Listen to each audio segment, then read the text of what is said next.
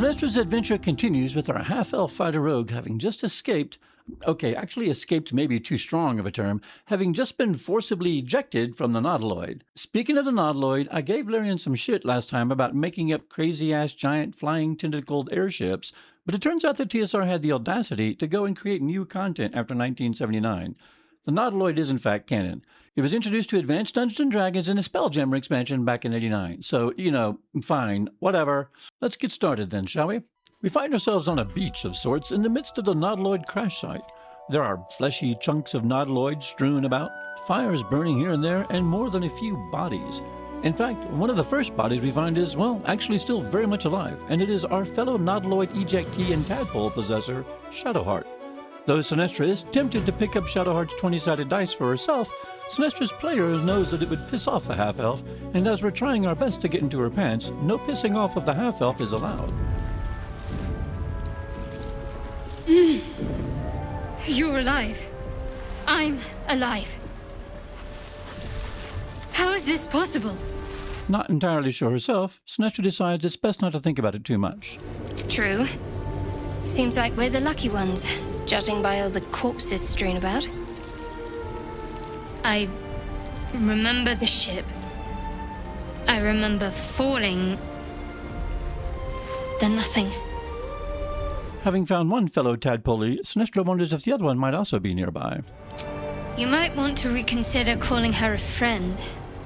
Looks like she ran off without us. And for the second time in an hour, Sinestra once again finds herself wondering just where in the hell exactly she is.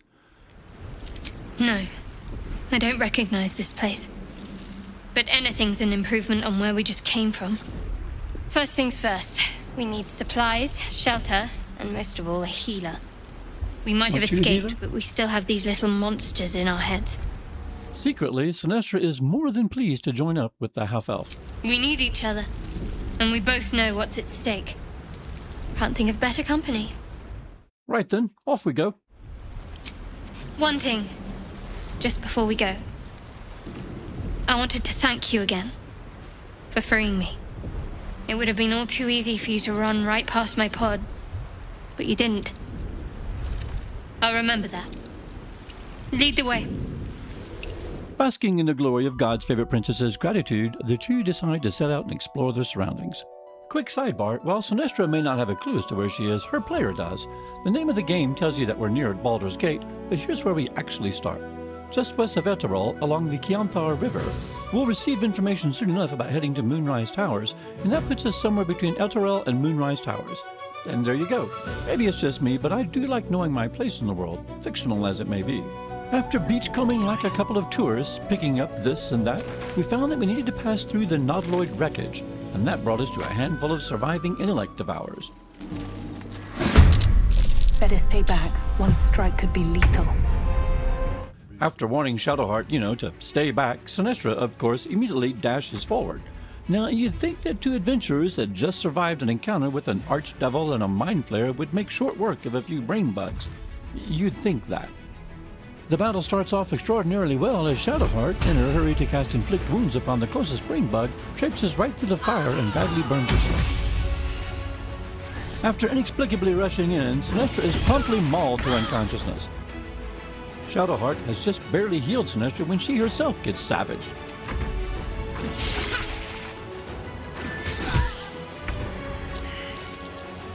Our fighter, with her strength of 8, is finally able to finish off the last critter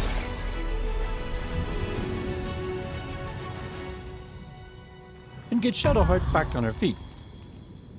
And so yes, after surviving mind flayers, dragons, and the crashing of a giant airship, our heroes very nearly die to what are, for all practical purposes, mind flayer rats. The stuff of legends, really. Quaffing healing potions like they were White Claws, our sorority sisters continue picking their way to the wreckage of the Nautiloid. Soon enough, they come across another survivor. That thing's bound to be dangerous, even if injured. Best be careful.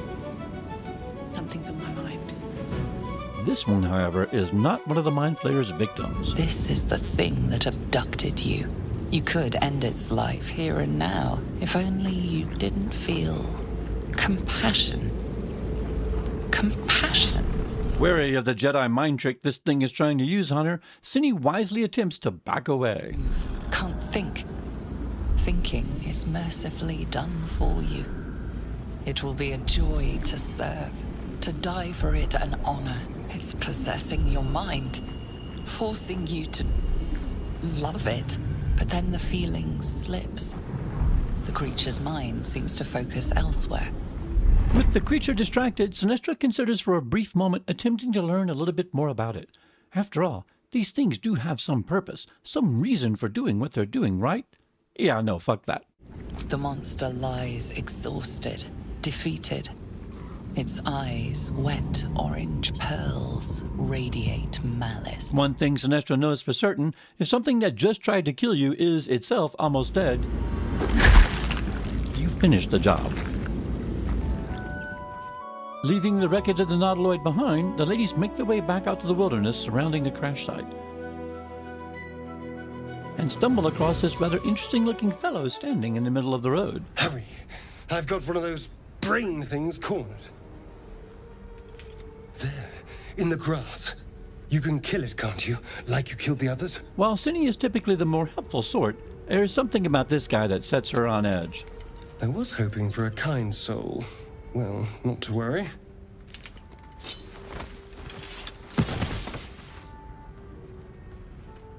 See, she knew this guy was trouble. Quickly, our girl definitely tries to back out of Captain Red Flag's embrace, and she's not above asking Shadowheart, who apparently is just standing there and watching, to lend a hand with a bit of guidance.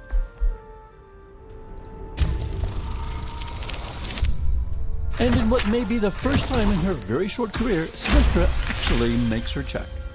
Barely.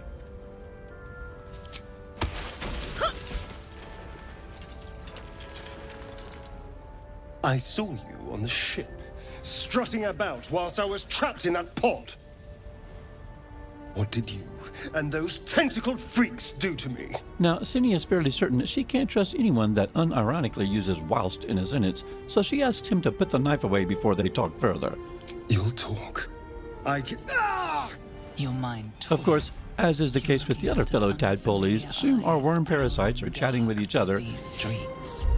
You try to hold the memory, but it fades to the worm. The light, the fear. What was that? What's going on? And this turns the Pale Elf's attitude right around. The worm. Of course. That explains things somewhat. And to think, I was ready to decorate the ground with your innards. Apologies. Captain Red Flag introduces himself as Astarion, and soon enough, it's almost as if he's never tried to kill us at all, and we're lifelong chums. Indeed we are. Please, allow me to introduce myself. My name's Astarion. I was in Baldur's Gate when those beasts snatched me. With introductions out of the way and a shared purpose of getting rid of our cerebral parasites, Astarion joins our merry band. You know, I was ready to go this alone, but maybe sticking with the herd isn't such a bad idea. And you seem like a useful person to know. All right. I accept. Lead on. So now our party consists of a fighter-rogue type of questionable intelligence, that's our hero by the way, a Cleric of Shar who would rather smack things than heal them, and a rogue dressed like a Vampire the Masquerade cosplayer. You could combine all of our intelligences together and still get change from a $20 bill.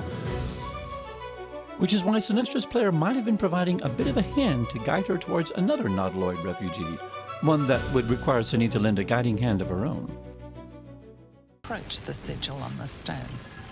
Magic glitters and swirls from it erratically, as if malfunctioning. It looks slightly dangerous. Well, Sinestra certainly isn't going to just leave that sigil alone. Let's touch it. I'm kind of the person that messes with things. Ow.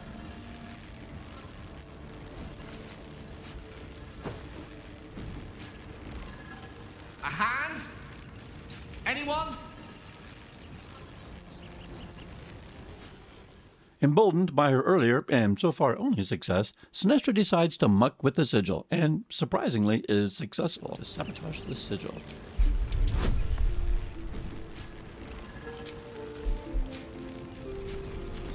Alright, we can do this.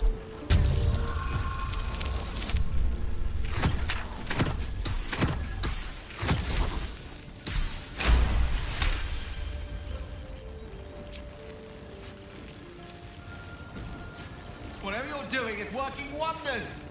Now a quick little pull should do the trick.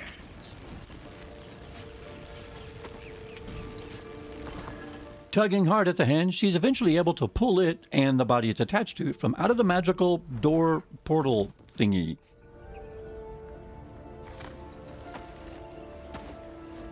And we are introduced to one Gale of Waterdeep.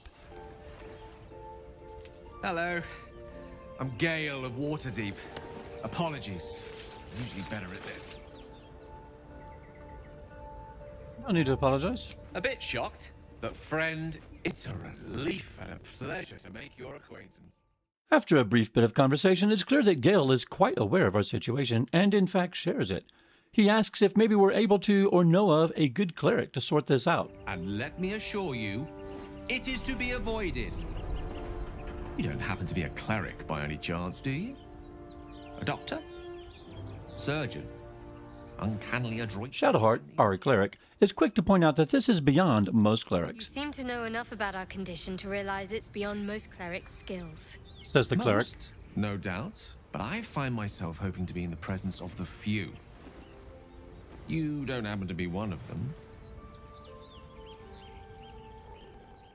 Sinestra most definitely is not one of them. Ask you the same question. And it looks like we're both starved for answers. We're most certainly going to need a healer, and soon, too. How about we lend each other a helping hand once more and look for a healer together? Once again, misery loves company is enough reason for us to team up, and a wizard joins our little band of troublemakers. Parasite halved, or something to that effect. Oh, but before you think you're about to embark on a journey with most ill-mannered a man, thank you for pulling me out of that stone. It was an act of foresighted kindness, I assure you. For I have the feeling ample opportunities will present themselves for me to return the favor. Our party now numbers 4, which is a full party in Baldur's Gate, something that can be remedied by mods, but as we're currently playing mod-free, this is our group. However, Sinestra's player recalls that just beyond where the wizard joins the group, a certain affable Githyanki could be found, so we headed further into the forest. And sure enough, a short time later, there's Lae'zel the Friendly, and she seems to have found herself in a bit of a pickle. Zoru was right. Yellow as a toad, twice as ugly. The thing's dangerous. Leave it for the goblins to kill. And if it escapes, how will you... Oh, a guest. Your skull pounds in response to the prisoner's white-hot stare. Her lips don't move, yet you hear her voice. Get rid of them. As you can imagine, Sinestra is more than thrilled to hear Miss Happy-Go-Lucky's voice actually inside of her head. She sends something that she hopes is placating over the tadpole line in response. Your words flow to her, though you never speak them aloud. I know what grows inside you, and I know of a cure. Remember how keen she was to leave me to die in the Nautiloid? We can't trust her. So the first thing we need to do is to convince the tieflings to leave Lizard Woman to us. Add the bonus. Not too hard, really, given that they're all pretty well terrified of her already. With a bit of luck and guidance from Shadowheart, we suggest that the creature is far too dangerous and should be left to us. The tieflings are more than happy to foist their problem on someone else and skedaddle in a jiffy. She's right. Let's go. We need to check out that blast. Before they go, though, we're able to persuade them to tell us of the camp that they came from and the healer within.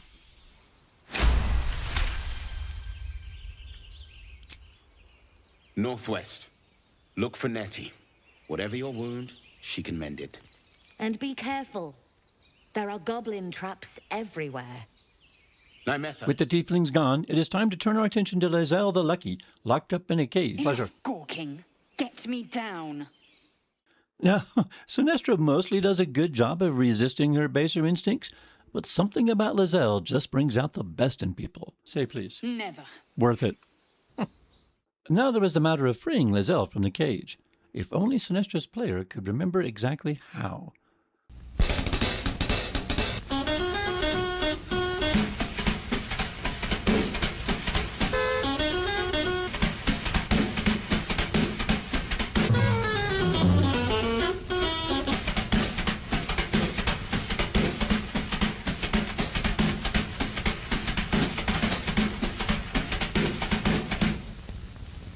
Did I miss it? I did 1 point of damage. Oh, Sinestra. Try again. All right. The tadpole hasn't yet scrambled all. Free from her captivity, Lizelle politely suggests that perhaps our shared malady would best be served by joining forces. My people possess the cure for this infection. I must find a creche. You will join me. Sinestra, once again, is unable to avoid just a tiny bit of pettiness. You may as well suggest a wyvern bow to worms. The It's cure our I Lizelle. offer will suffice as thanks. Lizelle is unimpressed, but though she is currently a fighter rogue, Sinestra is uninterested in standing up front, and we need someone with a big sword and heavy plate to do just that. You're full up. Dismiss someone first.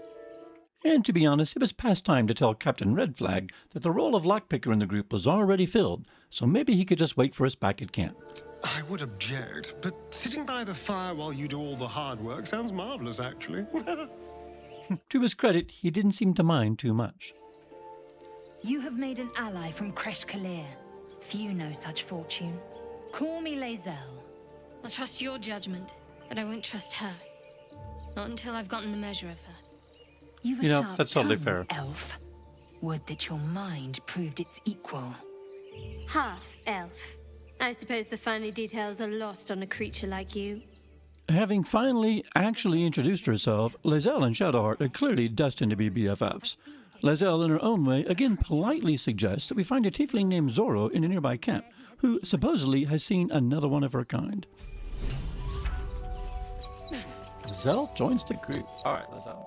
With Lizelle joining the group, it felt like we had a pretty well-balanced party, with a fighter, a cleric, a wizard, and Sinestra, the fighter rogue archer chick. Little did she know, though, that just a short ways down the path, she'd get a chance to test out party balance, because here were some overgrown ruins and a fellow group of merry adventurers more than happy to share in the exploration. You! Not another step, hear me? Boss! Got company up here! What's this then? Trying to creep around us and loot the crypt? Not happening. Or is it the ship you're after? Don't matter either way. It's ours. All of it. Sinestra starts the conversation with her usual high elf decorum, leading with a gentle reminder of what they actually own. Invites him to leave.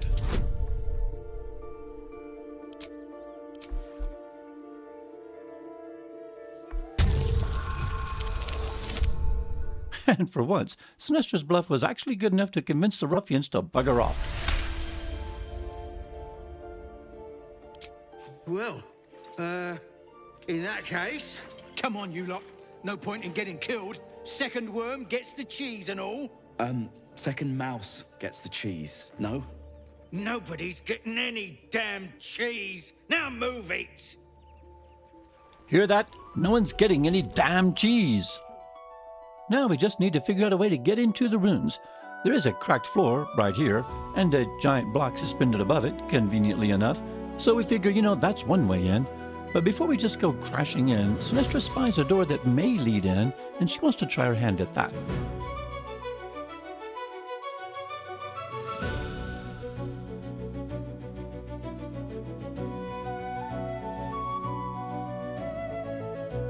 It's actually a pretty easy pick, and Cindy Quickfingers has it open in no time.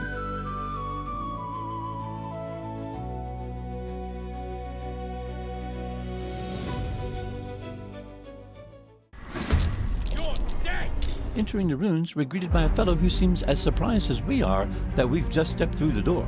Lae'zel and Sinestra together make short work of the poor fellow before he can alert his friends. And you know he has friends. Quite well.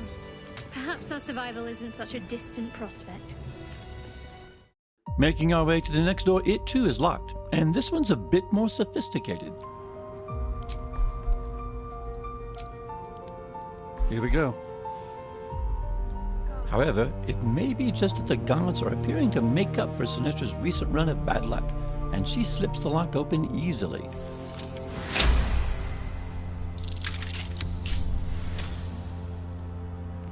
Sure enough, we've barely opened this door when we're spotted by yet another adventurer, and she is booking it for the far door, no doubt to warn her friends.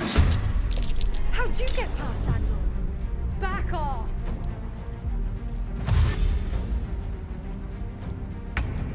Oh, we gotta get her. Gale is up, and he has to try to stop her, but he can't get through the damn door.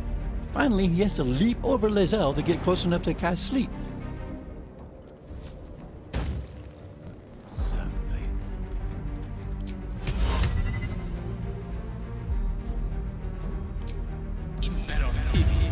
Yes.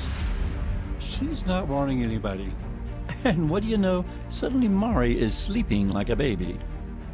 For poor Mari, though, this was to be her last peaceful slumber, as together Sinestra and Lae'zel promote her nap to a permanent one.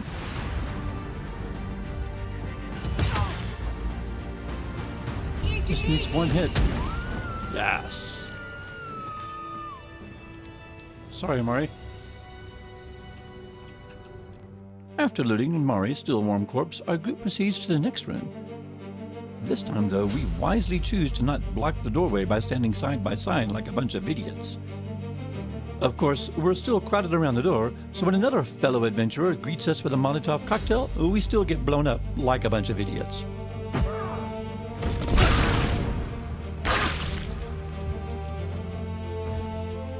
Despite that somewhat shaky start, our group fights their way into the room, battling against more fellow adventurers.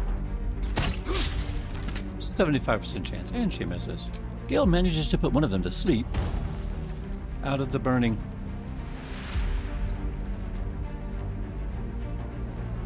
See if we can sleep him.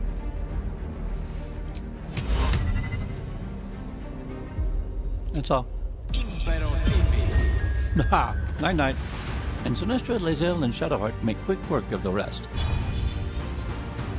This is your end.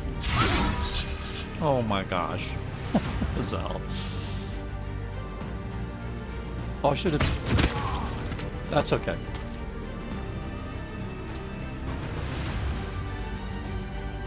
When the last fellow adventurer fell and we began rummaging through their personal belongings, we had exhausted our spells and were more than a little bloody.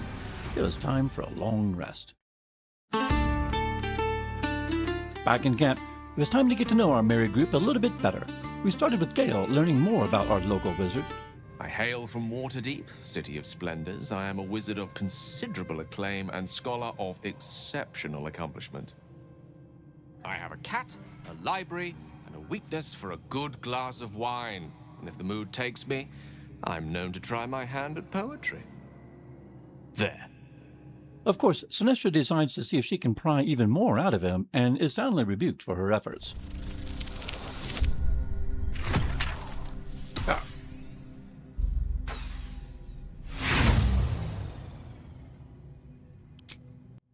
Try as you might to breach his inner thoughts, Gale swats your efforts away with infuriating ease.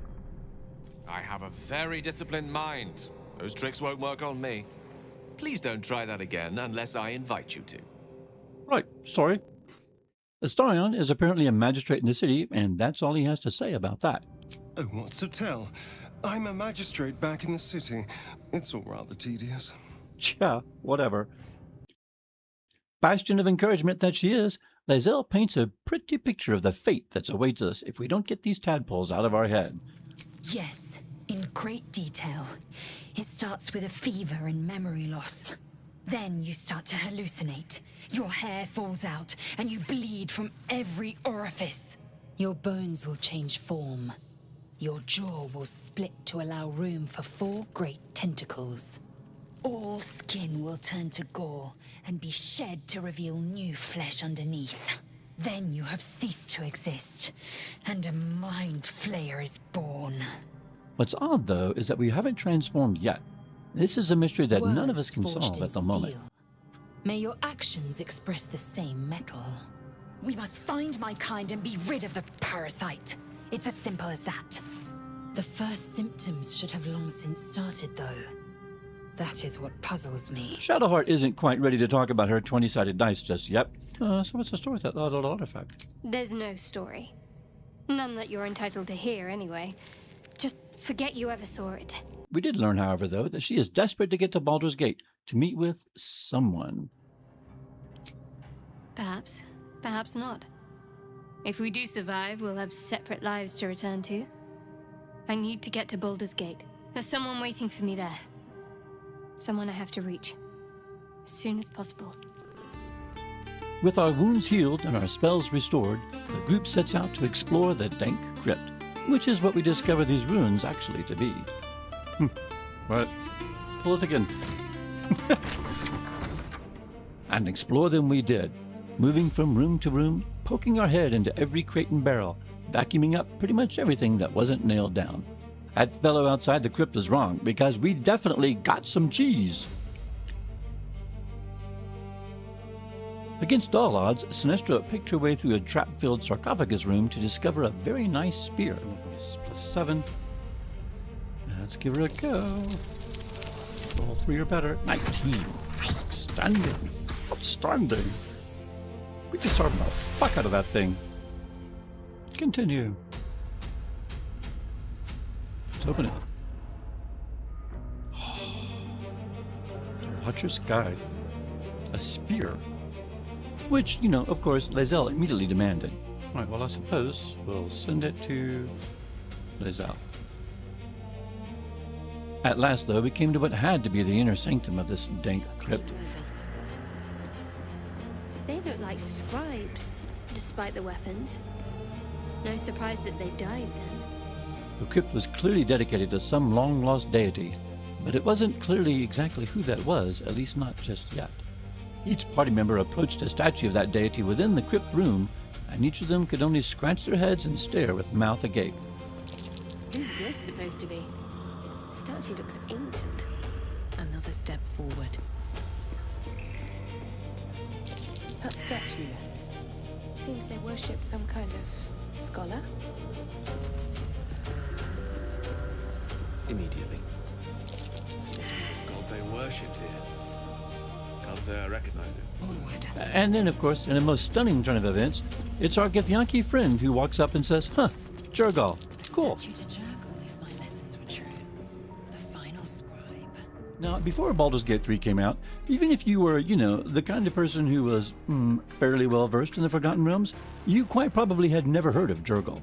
I myself had to break out the ancient texts and see if I could find anything about him. And, sure enough, in the back of an old reference guide, I did indeed find mention of Jurgal. The creature, position, or demigod Jurgal was the servant of the god of the dead, Mirkul. In the oldest histories, Jurgal is mentioned even before Mirkul, and may have been his predecessor, or may have been Mirkul's previous name. Jurgal was the Seneschal of Bone Castle, the scribe of the doomed, and it was his job to keep tabs on the final disposition of all dead spirits. Jurgal is a forgotten god, literally fading into Mirkul's shadow in the past millennium. So you see, there's a reason you don't remember him. He was one of the oldest gods in their pantheon, and the memory of him has been lost over the annals of the Forgotten Realms. Having identified who the crypt was in service to, we began exploring around the room, and found a number of entombed scribes laying about. Now, listen, when you see entombed scribes, that is to say, dead skeletons on the floor of a dank crypt, it's a pretty safe bet they're not going to stay dead for long. So, the first thing we did was set about divesting them of any weapons they might be carrying. Another fellow here.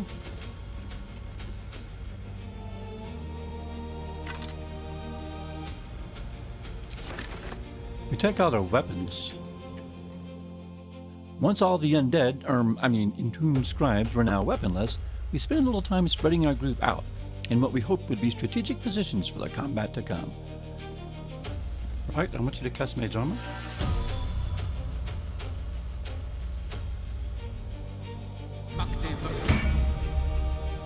Right. with me. One true way. Yes. All right. Juggle? I didn't think anyone worshipped the scribe of the dead.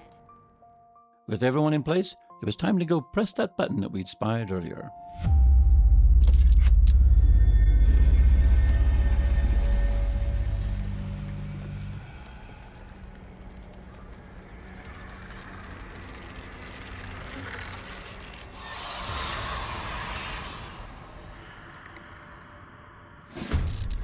Oh, hells.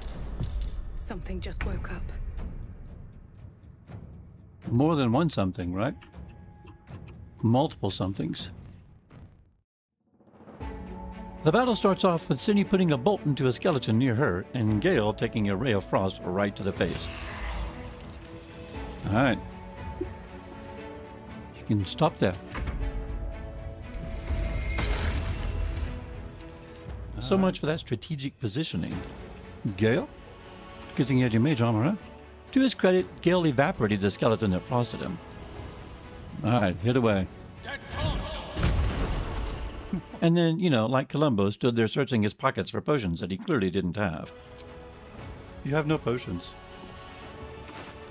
Who's got potions? Stay focused. Anyone? Man, we are dangerously low on potions. Shadowheart called upon Shar to force the undead around her to flee, but as it turns out, only one was listening, and the other blithely ignored her. Click to confirm.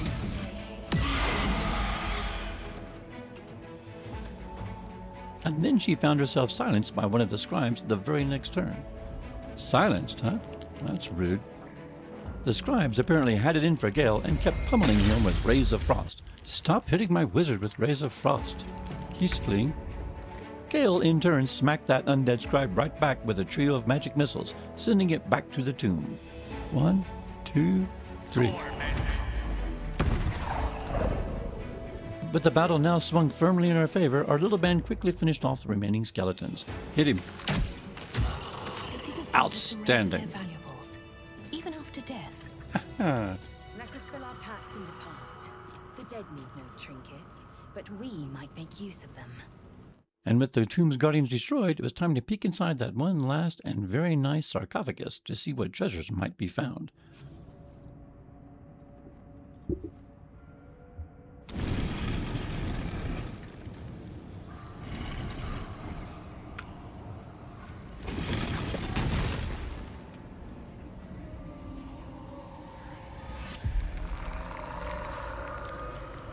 Hold up, full stop. I'd like to think that Sinestra, even if she's not the brightest match in the box, would have drawn her weapons at this point.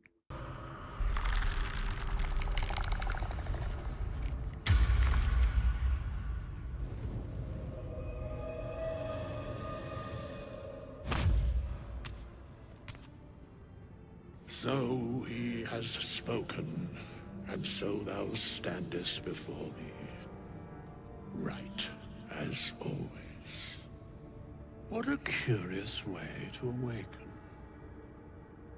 Now, I have a question for thee. What is the worth of a single mortal's life? Now, there are many possibilities Sinestra expected when she opened that sarcophagus, but a desiccated living corpse floating up out of it and beginning a philosophical debate was not on her bingo card. Let's see. It's quite the question. What's the reason for it? Curiosity. Nothing more. Wilt thou answer my question? Yes. So, I ask again, what is the worth of a single mortal life? This hardly seems fair, our girl reasons. She was told explicitly in the brochure that there would be no math. Still, she gives it her best shot. I am sure thou believest as such. There's no wrong answer, as I recall. Very well. I am satisfied. The corpse doesn't identify himself, but the dialogue gives his name as Withers, and he seems satisfied with our answers. See each other again at the proper time and place. Farewell. And with that, Withers leaves to wander about the castle, and our exploration of the crypt has concluded. And so too does this episode of Sinestra's Adventures. Of course, our adventure is just ramping up. Next time, we'll continue our journey of making people's lives better with one good act at a time. We'll save some tieflings, convince a healer to help us, and persuade a master druid to spare a little girl's life. Or not. And if you're enjoying the content, please be sure to subscribe, like, and maybe click that little bell. Until next time, cheers. I couldn't help but overhear. Well, alright, I could have helped, but didn't.